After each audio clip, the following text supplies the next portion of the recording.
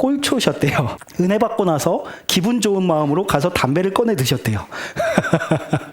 담배 불을 딱 붙여가지고 입에 딱 무는 순간 왜 이렇게 자연스럽지? 예배도 좋고요. 두 분 목사님 진짜 좋고요. 그리고 저희는 계속해서 제이플로우 처치의 핵심 가치들을 나누며 나아가고 있습니다. 제이플로우 처치 처음 오신 분들은 제이플로우 처치가 무슨 뜻일까 궁금해하시는 분들이 계신데 한번 띄워주시겠어요? Jesus, Faith, Love, Overflow Worship입니다. 예수님을 믿음으로 사랑을 흘려보내는 예배 공동체라는 의미로서 제이플로우 처치라고 저희가 정하게 되었습니다. 오늘은 L에 대해서 함께 나누고자 합니다. 다음 화면 한번 띄워주시겠어요? 러브와 리빙입니다. 같이 한번 읽어볼까요? 시작. 예수님의 사랑으로 서로 사랑하며 세상 속에서 제자의 삶을 살아가는 교회. 아멘. 제이플로우 처치가 예수님의 사랑으로 서로를 사랑하며 세상 속에서 제자의 삶을 살아가는 그런 교회가 되기를 축복합니다. 최근 교회 트렌드 조사에 따르면 교인들이 많이 교회를 떠나고 있대요. 혹시 그 이유를 아시나요? 가난한 성도들이 늘어나고 있고 특히 젊은 세대, 청소년과 청년들이 계속해서 교회를 떠나가고 있다라고 합니다. 여러 가지 이유가 있겠죠. 뭔가 교회가 잘못한 부분도 있을 거고 오해도 있을 거라고 생각을 합니다. 그런데 가장 큰 퍼센테이지를 차지했던 것 중에 하나가 뭐냐면 교회라는 곳이 너무 이기적으로 보인다라는 것이고 사랑을 이야기하는데 사랑이 없다라고 또 생각을 하시더라고요. 그리고 교회라는 곳이 되게 거룩하고 신실한 사람들의 모임이라고 생각했는데 막상 가보니까 교회라는 곳이 세상과 전혀 다르지 않고 오히려 세상보다 악한 그리스도인들을 보게 되어서 마음이 너무 어려워서 교회를 떠나게 되었다라고 이야기하는 분들이 너무 많다는 것을 알게 되었습니다. 그분들이 제이플로우 처치를 안 와보셔서 그러신 것 같아요. 아마 저희 교회에 와보시면 이 모든 것이 오해였구나 라고 생각을 하실 텐데 참 아쉽기는 합니다. 배타적이라는 것은 어떻게 생각하시나요? 교회라는 공동체가 배타적인 게 문제라고 여겨지십니까? 사실 교회가 배타적인 것에 대해서는 저희가 할 말이 많이 있죠. 교회는 당연히 배타적일 수밖에 없습니다. 진리는 변하는 게 아니거든요. 진리는 항상 동일합니다. 예를 들어서 저에게 아버지와 어머니가 있잖아요. 그런데 저희 아버지 어머니가 누구라고 이렇게 이야기를 하는데 사람들이 왜 너는 아버지가 한 명밖에 없냐, 어머니가 한 명밖에 없냐라고 이야기할 때 그러게요. 그럼 저는 아버지도 여러분이시고 어머니도 여러분이십니다 라고 이야기하는 게 맞을까요? 아니죠. 당연히 제 아버지는 한 분, 어머니도 한 분이다라고 이야기하는 게 절대 배타적인 것이 아닙니다. 진실을 이야기하는 것입니다. 그것은 잘못된 것이 아닙니다. 당연히 우리가 믿고 있는 하나님, 우리를 구원하신 분, 오직 하나님 예수 그리스도 한 분밖에 없다는 것을 고백하는 것은 배타적일 수밖에 없는 것입니다. 배타적인 게 사실 문제는 아닌 것 같아요. 다른 문제가 있지 않을까 우리는 생각을 해봅니다. 아까 이야기했던 우리가 사랑이 없는 것, 우리가 세상보다 더 악한 모습으로 살아가는 것, 오히려 그것이 더 문제이지 않을까. 우리가 똑바로 살아가고 있고 사람들이 봤을 때 그리스도인이란 건 저런 삶을 살아가는 사람들이구나 라는 것을 정확하게 보고 깨달았을 때 어쩌면 우리가 배타적인 것이 문제가 되는 것이 아니라 저들이 믿는 하나님, 그 하나님으로 인해서 저렇게 살아갈 수 있구나라고 그들은 깨달을 수 있을 것입니다. 그런데 저희는 계속해서 많은 욕을 먹고 많은 성도들이 교회를 떠나고 있는 것이죠.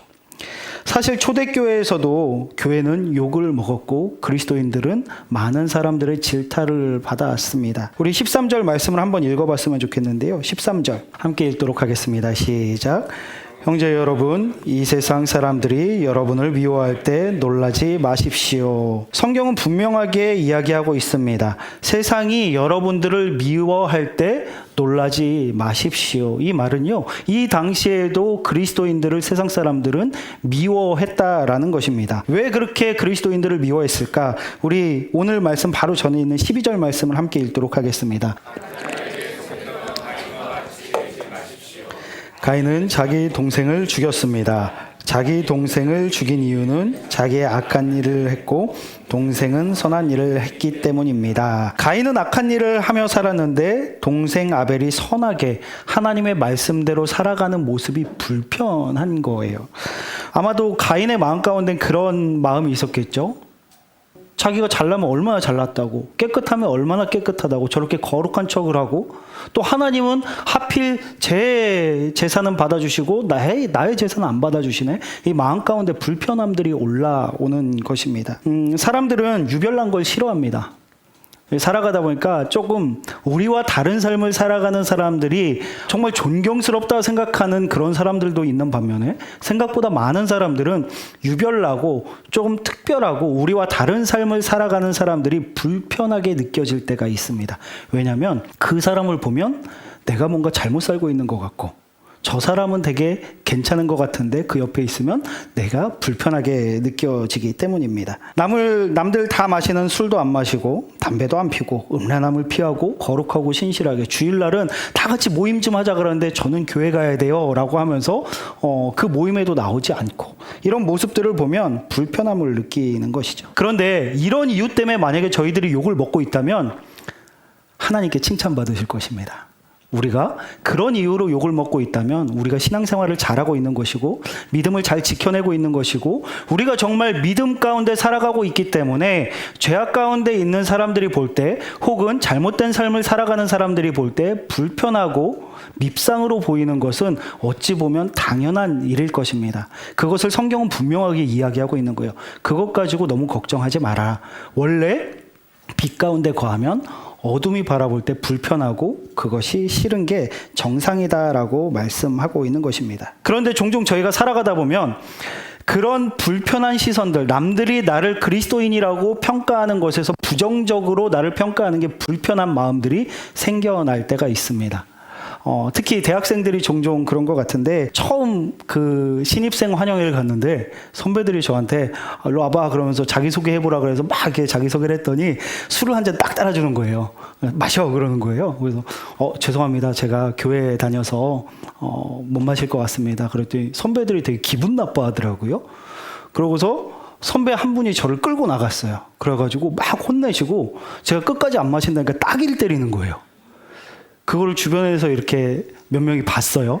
그러고서 옆에 다 마시는데, 제가 같이 교회에 대한 이야기를 했던 몇몇 친구들이 이렇게 술을 마시더라고요. 자기는 안 마시겠다라고 이야기했었는데 마시더라고요. 그래서 나중에 가서 야, 너 왜 마셨어? 라고 이렇게 이야기했더니 무섭기도 하고, 왠지 술 안 마시면 거부하면 요 모임에서 배척당할까봐, 여기 어울리지 못하고 선배들이 날 싫어할까봐 그래서 그냥 마셨어 라고 이야기를 하더라고요. 충분히 그럴 수 있을 거라고 생각을 했습니다. 우리는 그런 공동체에서 혹시나 내가 사랑받지 못할까봐, 내가 이 공동체에서 밀려날까봐, 이 무리에서 외면당할까봐 우리는 계속 불편한 마음으로 신앙이 있지만 그것을 조금 접어두고 그런 모습으로 살아갈 때가 종종 있다라는 것입니다. 어쩌면 당연한 것일지도 모르겠어요. 사람은 사랑받고 싶잖아요. 혹시 여기서 저는 사랑 같은 건 필요 없습니다 하는 분 계신가요? 없죠. 다 사랑받고 싶죠. 사람은 당연히 사랑받고 싶은 존재입니다. 그런데 우리가 종종 사랑과 인기를 착각할 때가 있는 것 같아요. 사랑과 인기의 차이가 뭘까요? 인기는 많은 사람에게 알려지는 것이 핵심입니다. 평가의 기준이 외부의 반응이고 빠르게 왔다가 빠르게 사라지는 것이죠. 그래서 인기를 받기 좋아하는 사람들은 다른 사람들의 기준에 맞추기 위해서 행동을 해 나간다라고 이야기합니다. 그런데 이것들이 조금 더 심해지면요, 착한 아이 컴플렉스라는 게 있어요. 착한 아이 증후군. 이것은 이런 특징이 있습니다. 거절을 못한대요. 착해야 사랑받는다라고 믿고 타인의 기대에 과도하게 맞춥니다. 완벽주의 또는 과도한 책임감을 가지고 살아가지고 칭찬에 안도하고 비난에 과도하게 무너져버리고 분노를 표출하지 않고 마음속에 혼자 계속 참고 있어요. 혹시 이런 증후군을 앓고 계신 분 계실까요? 저도 옛날에는 이게 굉장히 심했어요. 모든 사람에게 사랑받아야 된다라고 생각하고 모든 사람들이 저를 좋아해 줘야 된다라고 생각을 하니까 거기에 맞춰서 행동을 하게 되더라고요. 제가 아는 한 목사님이 너무 착한 거예요. 너무 선한 거예요. 그래서 궁금했어요. 목사님은 도대체 어떻게 사람이 그렇게까지 좋을 수가 있어요? 라고 여쭤봤는데 그분이 되게 진지하게 말씀을 하시는 거예요. 사실 저는 사람들에게 인정받기 위해서 행동해요. 제 동기는 그건 것 같아요. 라고 해서 농담인 줄 알았어요. 그런데 정말 진지하게 본인은 모든 행동의 동기가 누군가에게 인정받기 위해서 그렇게 행동한다라고 솔직하게 말씀해 주시는데 깜짝 놀라기도 했지만 또 한편으로는 그냥 조금 다를 뿐이지 저희들도 그런 동기를 가지고서 행동하고 사람들의 사랑을 얻기 위해서 사람들의 인정을 받기 위해서 사람들에게 관심을 받기 위해서 그렇게 행동할 때가 많이 있는 것 같습니다. 내 마음은 불편하지만 화가 나지만 사랑하기 싫지만 내가 이렇게 행동해야지 저 사람들이 나를 받아줄 것 같아서 나를 인정해 줄 것 같아서 이런 마음에서 사랑하는 척, 섬기는 척 하면서 살아가지만 그 마음은 계속해서 썩어가고 있는 것이죠. 그런 사랑은 힘이 없습니다. 결국에 정말 어떠한 상황에 가서 그 모든 것이 드러나기 때문입니다. 그렇다면 우리는 어떤 사랑을 해야 할까요? 첫째, 우리의 사랑이 아닌 예수님의 사랑으로 사랑해야 한다는 것을 꼭 기억하시기 바랍니다. 우리 14절에서 15절 말씀, 14절에서 15절 말씀을 함께 읽도록 하겠습니다. 시작. 우리의 죽음을 벗어나 생명으로 옮기었음을 알고 있습니다. 우리는 이것을 그리스도 안에서 우리 형제들을 서로 사랑함으로써 알 수 있습니다. 서로 사랑하지 않는 사람은 죽음 가운데 거하는 사람입니다. 자기 형제를 미워하는 사람은 누구나 살인자입니다. 여러분도 아시다시피 살인자에게는 영원한 생명이 있을 수 없습니다. 아멘. 우리는 예수 그리스도로 인해서 죽음에서 생명으로 옮겨진 사람들입니다. 믿으십니까? 아멘이죠. 우리는 이것을 예수님 안에서 형제들을 사랑함으로써 알 수 있다라고 말하고 있습니다. 구원 받으셨습니까? 이 질문 앞에 여러분들은 어떻게 확신할 수 있습니까? 구원 받으셨나요? 구원 받으셨습니까? 증거가 무엇입니까? 구원받았다는 증거를 한번 대보시기 바랍니다. 라고 누군가 물어본다면 어떻게 대답하시겠습니까?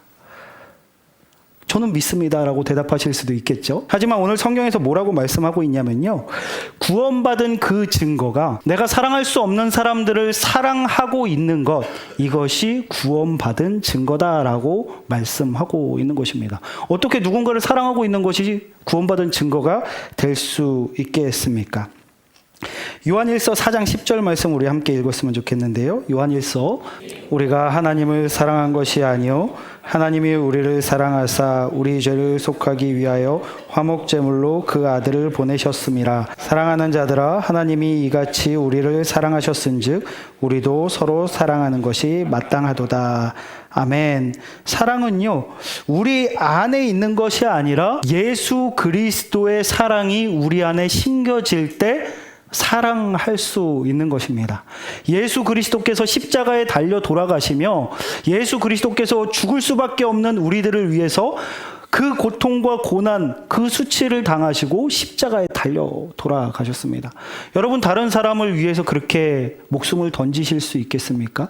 가장 큰 사랑, 죄가 없으셔서 죽으실 어떠한 이유도 없으신 예수 그리스도께서 우리의 죄 때문에 자신의 모든 것을 다 버리시고 그 고통과 고난 가운데 십자가에 달려 돌아가셨기 때문입니다. 그렇기 때문에 우리는 예수 그리스도의 사랑이 우리 안에 심겨질 때, 예수 그리스도의 그 십자가 은혜가 우리 안에 들어오기 시작할 때 그 하나님과 예수님의 사랑에 감동하며, 주님, 제가 뭐라고 저를 위해 이렇게 죽으셨습니까? 용서받을 수 없는 저를 위해서 왜 그 고난의 길을 가셨습니까? 주님, 죄송합니다. 주님, 사랑합니다라는 그 고백이 우리 안에서 흘러 넘치기 시작할 때, 먼저는요, 다른 사람들의 그 관심과 사랑이 더 이상 의미가 없구나라는 것을 깨닫게 됩니다. 예수 그리스도께서 나를 위해서 죽으셨는데, 예수 그리스도께서 나를 그렇게 사랑하셨는데, 다른 사람의 사랑만 계속해서 구하고 다른 사람들의 인정만 받고 싶어가지고 안 달랐던 내 마음이 예수 그리스도로 가득 차기 시작을 하는 거예요. 주님 한 분이면 됩니다. 주님, 저는 주님 한 분이면 됩니다. 이 고백에서 한 단계 더 나아가서요, 주님, 제가 이렇게 큰 사랑을 받았는데 제가 어떻게 사랑하지 않을 수 있겠습니까? 주님, 제가 용서받을 수 없는 제가 주님께 용서받았고 사랑을 받았으니 저도 용서할 수 없는 자들을 사랑하겠습니다. 제가 섬기겠습니다. 나아가겠습니다. 이렇게 변화되는 것입니다. 많은 사람들이 교회를 떠난 이유가 교회 안의 공동체에서 받은 상처들 때문이라고 합니다. 외면당하고 소외당하고 계속해서 사랑받지 못하고 나는 이렇게 아파 죽겠는데 나를 사랑해주지 않는 그 사람들을 보면서 또 때로는 내가 뭐 조금 잘못했는데 그걸 가지고 나를 비판하고 정죄하는 그 사람들 때문에 상처받았다라고 합니다. 우리가 사랑할 수 있는 사람을 사랑하는 건 너무 쉽죠. 저도 사랑할 수 있는 사람을 사랑하는 건 쉽습니다. 그런데 사랑하기 어려운 사람들이 있잖아요. 솔직히 있잖아요. 물론 원수라는 것이 우리 가정을 무너뜨리고 우리 가정에게 뭐 엄청난 해를 끼쳐가지고 우리가 피폐한 삶을 살아가게 만든 그런 원수가 있겠죠. 물론 그런 사람들을 용서하는 것은 쉽지 않습니다. 그런데 교회 안에서 그 정도는 아니더라도 우리와 다르고 조금 유별나고 조금 우리와 다르게 밉상인 짜증나는 사람들이 종종 있습니다. 우린 그런 사람들도 사랑하기 참 어렵잖아요. 솔직히 저도 그런 것 같아요. 저도 목사이지만 뭔가 이렇게 불편함을 주는 사람들이 항상 너무 사랑스럽고 그분들이 너무 좋고 그렇지 못할 때가 솔직하게 있어요. 공동체라는 것이 그런 것이잖아요. 특별하게 대단하게 잘못한 것은 없지만 괜히 미운 사람이 있고 조금 공동체에 해를 끼치는 것 같은 그 사람이 있을 때 우리는 그들을 외면하거나 모른 척할 때가 너무나 많이 있던 겁니다. 사실 쉽지는 않습니다. 그런 사람들을 사랑하는 것이 쉽지는 않지만 내 사랑으로 할 때는 불가능하지만 예수 그리스도의 사랑이 우리 안에 들어올 때 그 사람들을 사랑할 수 있다라는 것입니다. 밉상인 사람이 예뻐 보이기 시작하는 것이죠. 유별나 보이는 그 사람이 우리가 예수님을 믿고 예수님의 사랑을 경험할 때 유별나 보이던 사람이 특별해 보이는 것입니다.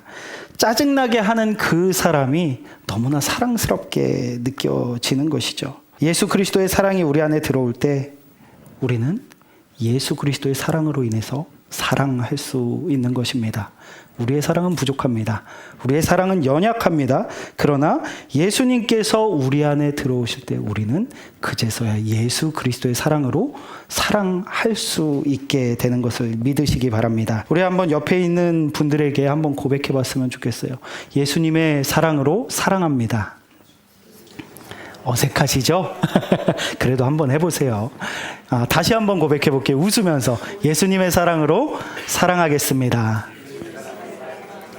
우리가 이 예수님의 사랑으로 사랑하겠다는 이 표현들을 종종 쓰잖아요. 이 의미가 그거예요. 나의 사랑은 부족합니다. 나는 그렇게 사랑할 수 있는 대단한 존재는 아닙니다. 그런데 제가 예수 그리스도를 구주로 고백하고 예수 그리스도께서 나를 위해 죽으셨다라는 그 은혜가 너무나 커서 나의 부족한 사랑이 아니라 완전하신 예수님의 그 사랑으로 당신을 사랑하겠습니다라는 고백인 것입니다.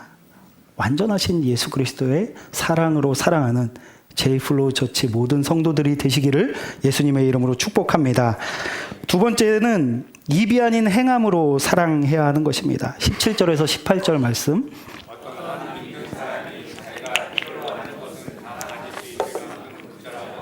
만약 그가 가난하고 필요한 것들을 갖지 못한 형제를 보고도 그 형제를 돕지 않는다면 어떻겠습니까?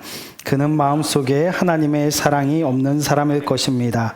자녀들이여, 우리는 말로만 사랑하는 사람이 되어서는 안 됩니다. 우리의 사랑은 진실되어야 합니다.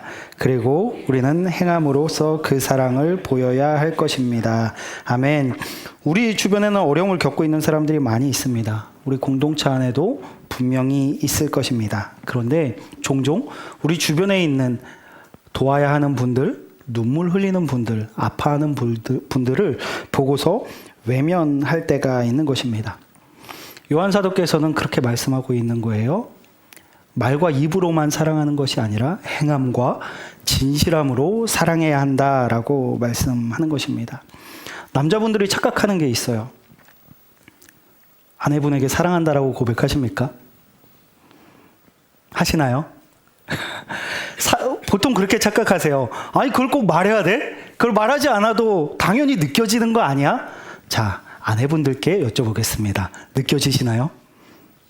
느껴지시나요? 제 아내가 이상한 눈빛을 저에게 보내고 있는데 네, 사랑을 표현해야 하는 것이죠. 사랑은 표현해야 합니다. 아내에게 계속해서 사랑한다라고 고백하고 그리고 아내가 관심 있는 게 뭔지 봐야겠죠. 계속해서 관심의 눈빛으로 우리 아내가 뭘 서칭하고 있는가, 우리 아내가 요즘 어떻게 지내고 있는가, 이것들을 계속 보면서 어떻게 하면 아내가 기뻐할 수 있을까, 그 사랑을 표현할 수 있을까 고민해야 하는 것이죠. 그냥 알아서 느끼겠지, 내가 사랑하는 이 마음이 이렇게 큰데 알아서 느끼겠지라고 이야기하면 분명히 그 일로 인해서 엄청난 부부싸움을 하게 되는 것이죠. 저도 제 아내를 사랑하기 위해서 노력을 합니다. 물론 제 아내가 항상 하는 말이 있어요.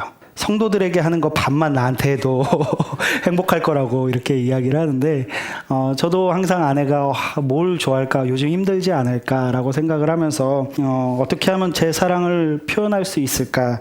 이번 명절에 저희 아내한테 장모님하고 여행 다녀오라고, 멀리는 아니지만 제주도 이렇게 다녀오라고, 아기들은 제가 보고 있을 테니까 장모님하고 시간 보내고 오라고 이렇게 하셔야 돼요, 남편분들. 사랑 표현입니다. 이건 사랑 표현인 거죠. 제가 뭐 대단하게 잘했다라고 이야기하는 것이 아니라 사랑은 표현해야지 느껴지는 것입니다. 그냥 가만히 있는다라고 사랑이 느껴지는 것은 아닙니다. 우리 공동체 안에서 어려움을 겪고 있는 많은 분들이 있을 것입니다. 눈물 흘리는 분들도 계실 거고, 교회에서 그것들을 티내기 어렵지만 결국 얼굴엔 다 드러나거든요, 힘든 게. 그것들을 우리는 외면하지 않고 사랑하는 그런 공동체가 되어야 하는 것입니다. 교회에 오면 외롭고 슬프고 힘들고, 그런데 아무도 알아주지 않고 그냥 예배만 뜨겁게 드리는데 그냥 공동체는 아무도 내 마음을 위로해주지 않는 그런 공동체가 되길 원하십니까? 제이플로우 처치는 이 안에 있는 모든 성도들이 서로를 아끼고 사랑하고 섬기면서 정말 필요와 도움을 놓치지 않고 함께 섬길 수 있는 공동체가 되길 축복합니다. 제가 대학생 때 군대에서 무릎 연골이 다 나가가지고 무릎에 연골이 없는 거예요. 그래서 검사를 받아야 되는데 그 당시 검사 비용이 42만 원이었습니다. 제 한 달 생활비가 40만 원이었거든요. 25만 원 그 월세 내고 나머지 15만 원 가지고 한 달 식대, 핸드폰비, 그 모든 것들을 다 해야 됐어요. 42만 원이라는 돈은 제가 한 달 생활을 포기하고 검사를 받아야 되는 돈입니다. 그래서 못 받고 있었어요. 그래서 무릎에 연골이 없으니까 쩔뚝쩔뚝 거리면서 교회를 다녔던 것 같아요. 제가 이렇게 나누진 않았는데 어느 날 형님들 몇 분이 저한테 찾아와가지고 영화야 잠깐 와봐. 그래서 갔어요. 그랬더니 봉투를 내미시는 거예요. 이게 뭐예요? 너 무릎 안 좋다며. 근데 검사 못하고 있다며. 우리 몇 명이 같이 좀 모았어. 라고 하고서 70만 원을 저한테 주신 거예요. 형, 너무 많아요. 대학생들이었거든요. 그 당시에 돈이 어디 있겠어요. 근데 70만 원을 모아서 저에게 주신 거예요. 형, 저 42만 원이면 검사하는데 왜 70만 원이나 모아주셨어요? 그때 야, 검사는 하고 치료는 안 받냐? 치료받아야지 하면서 그 돈까지 이렇게 해서 저한테 주셨습니다. 평생에 잊을 수 없는 은혜였고, 저는 그것을 가지고 가서 바로 검사를 받고 치료를 받고 인공연골 주사를 맞고, 그래서 지금 이렇게 잘 치료받고 살아가고 있습니다.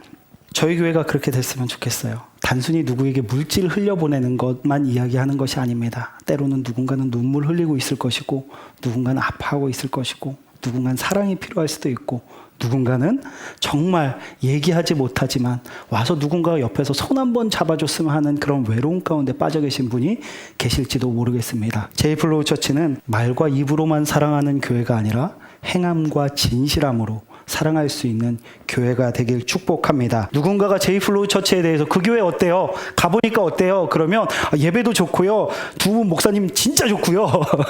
그리고 뭐 여러 가지 좋은 것들을 이야기해 주시면 감사하겠어요. 그런데 우리 교회가 그렇게 소문났으면 좋겠어요.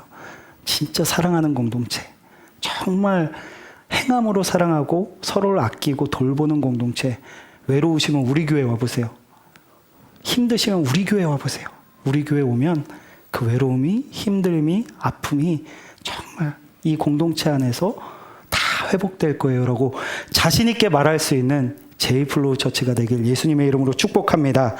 옆에 계신 분들께 고백해 봅시다. 고백하는 거 싫어하시죠? 저는 좋아합니다. 한번 고백해 볼까요? 당신이 말하지 않아도 눈치챌 정도로 관심을 갖겠습니다.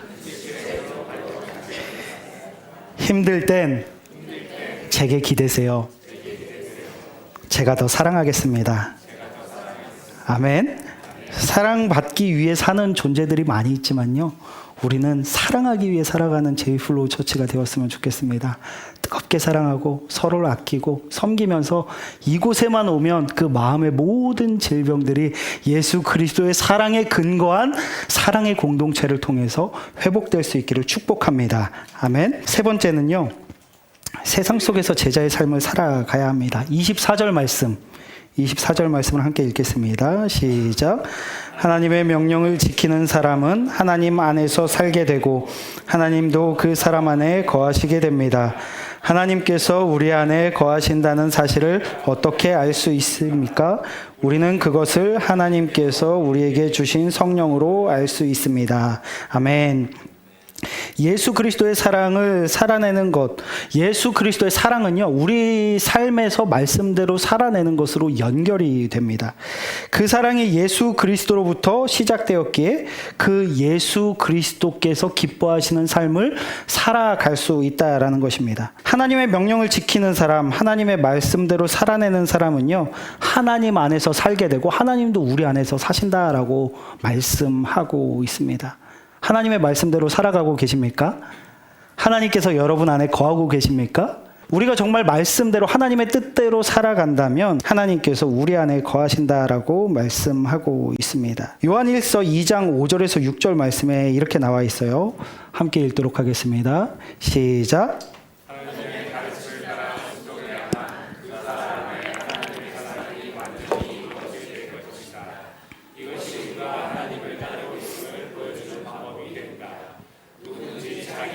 하나님께서 계신다고 말하는 사람은 예수님께서 사신 것처럼 살아야만 합니다. 아멘. 하나님의 가르침을 따라 순종해야만 그 사람 안에 하나님의 사랑이 완전히 이루어진다라는 것입니다. 우리가 하나님의 말씀대로 살아낼 때 하나님께서 우리 안에 계신 것을 깨닫게 되고 하나님을 느끼게 되고 하나님께서 그 뜻들을 우리를 통해 이루신다라는 것입니다. 우리는 교회에서 참 믿음 좋은 사람처럼 살아갑니다. 여러분들 한 분 한 분을 보면 정말 신앙이 좋아 보이세요. 예배드리는 모습을 이 앞에서 보고 있으면 와, 저분의 삶이 삶 속에서도 얼마나 아름다울까. 축도를 마치고 나가서도 여전히 이렇게 아름다운 신앙인의 모습으로 살아가고 있지 않을까라고 저희는 생각을 합니다. 그러면 뜨끔하시나요? 아니죠. 우리는 예배드릴 때 너무나 아름다운 모습으로 하나님 앞에 예배합니다. 그런데 저 문을 나가고 나서부터 표정이 바뀌시는 분들도 계시고 삶에서 우리의 모습이 이 예배의 모습과는 전혀 다른 모습으로 살아갈 때가 있어요. 뭐 여러분만 그러겠습니까? 저도 그래요. 저 운전할 때 순간순간 욱할 때 되게 많아요. 단순히 운전뿐만이 아니라 사업하다가도 살아가다가도 사람과의 관계 속에서도 우리는 교회에서 예배드리고 있는 신앙의 모습이 아니라 전혀 다른 모습으로 살아갈 때가 너무나 많이 있다라는 것입니다. 제가 청소년 사역을 오래 했는데 청소년들이 교회를 떠나는 이유 중에 가장 높은 게 뭔지 아시나요? 부모님들께는 죄송하지만 부모님 때문이라고 이야기를 합니다. 분명히 교회에서 너무나 신앙생활을 잘 하시는데 분명히 교회에서 정말 훌륭하신 집사님, 권사님 이야기를 듣는데 집에서는 그리고 밖에서는 그것과 전혀 다른 이중적인 삶을 살아가는 부모의 모습을 볼 때 아이들은 교회를 떠나간다라고 이야기를 합니다. 우리는 예배와 삶이 동일한 삶을 살아가고 있습니까? 아니면 분리된 삶을 살아가고 있습니까? 은혜를 받고 하나님을 찬양하며 그것과 동일한 일치되는 삶을 살아가고 계십니까? 아니면 은혜는 은혜고 삶은 삶이다 라고 생각하며 살아가고 계십니까? 사무엘상 15장 22절에 보면 사울 왕이 하나님 앞에서 큰 죄를 지었을 때 사무엘 선지자가 그를 책망하는 그런 말씀이 나와 있습니다. 함께 읽도록 하겠습니다. 시작. 그러나 사무엘이 말했습니다. 여호와를 더 기쁘게 할 것이 무엇이겠소? 태워드리는 제물인 번제물과 그 밖의 제사요? 아니면 순종이요? 하나님께 순종하는 것이 제사보다 낫소. 하나님의 말씀을 듣는 것이 순양의 기름을 바치는 것보다 낫소. 아말렉과의 전투에서 포로도 남기지 말고 양이나 소들도 다 진멸하라고 말씀하셨어요. 전리품을 취하지 말라고 말씀하셨습니다. 그런데 사울 왕은 아각 왕도 살려두고 가장 좋은 송아지 중에 가장 좋은 것, 양 중에 제일 기름진 것들을 남겨가지고 자기가 다 취했어요. 하나님께서 모르실 거라고 생각을 했습니다.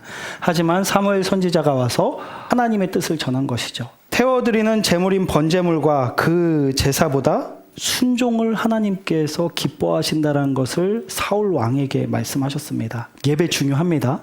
하나님께 올려드리는 제물 중요합니다.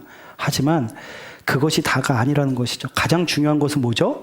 하나님께서 주신 이 말씀대로, 이 말씀 따라 살아가는 삶, 그것을 하나님께서 가장 기뻐하신다는 것입니다. 예배는요, 여기서 예배드리고 끝나는 것이 아니에요. 여기서 은혜 받고서 그래야지 라고 생각하고 끝나는 것이 아닙니다. 예배는 우리 삶으로 이어져야 하는 것입니다.